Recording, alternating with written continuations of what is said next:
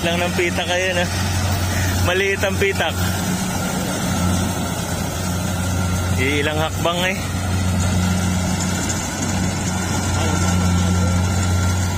Ang ganda talagang anihin pagtuyo. Ang tubigan bilis.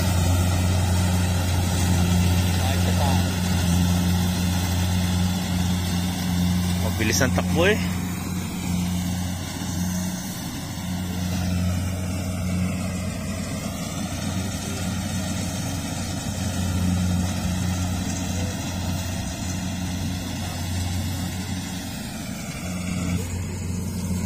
Ayan sir, magandang umaga. Ano pong pangalan nyo sir? Rostan po. Rostan. Ano po apelyido nyo? Apretado po. Apretado. Bali ilang hektarya po itong inaani nyo ngayon? 5. 5 hektarya. Ayan. So, anong variety po ang inyong ginamit dito? Triple 2. Kumusta naman po ang pag-aani? Kailan pa ho ito inaani? Kahapon pa ho. So sa estimate nyo mga ilang hektarya na ang naani?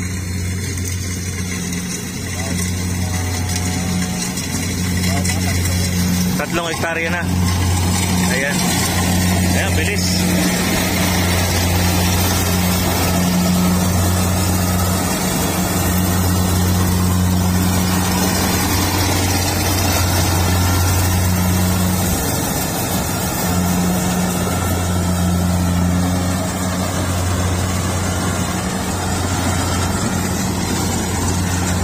So 3 hektarya na po. Sa 3 hektarya ngayon, mga nakailan sako na po kayo?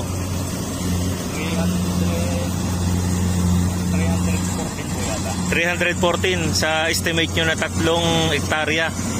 Bali, mukhang nakikita ko po, walang damo. Ano po ang inyong in-apply dito na pang damo? Ano pong sekreto nyo na pamatay damo? Precor. Precor, kailan nyo po ini-spray ang Precor? Bago po sa bugan. Bago sa bugan. Kung tatanim kayo ngayon, kahapon nyo po in-sprayan ng Precor. Bukod po sa Precor, meron pa ho ba kayong ginamit na herbicide? Wala na. Napakaganda na po. So walang kadamo-damo.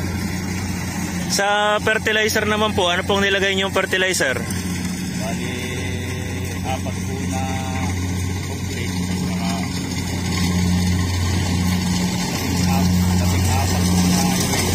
Ayan, so ulitin po natin. Pag-atin lang natin itong harvester.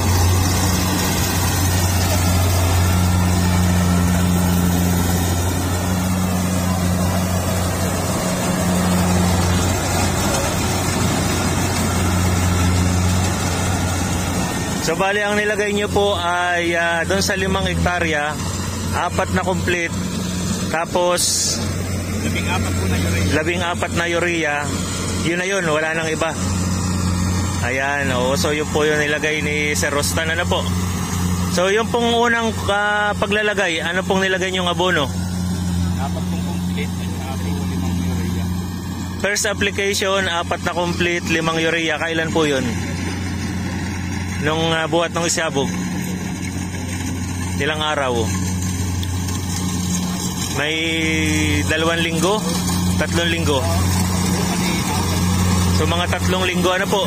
Buhat nung magsabog ng palay. Tapos, kailan po yung kasunod na pag-a-apply? Mga 3 linggo ulit. Urea na. So yun na yung tira. Ilang sako po yun? Siyam. Pagkatapos wala na. Ayan, ayan. So mag-update po tayo ngayon kung ilan lahat ang maaani po. So tatapusin lang natin. Tapos po ba ito ng maghapon, itong 2 hektarya? Tapos na po yan. O yan po. So yun po. Salamat po Sir Rostan. Salamat po.